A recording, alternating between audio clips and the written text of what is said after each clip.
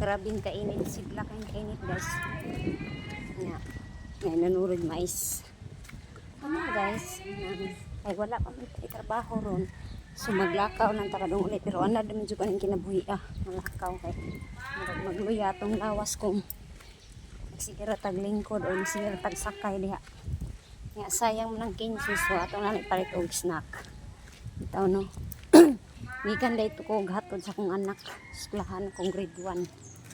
Kanya ako naman lang usa. Pangadto ko padong nasakay ni kay. Doy misad kay akong anak na maligo singot padong eskwela. So ako nila naglakaw dong uli.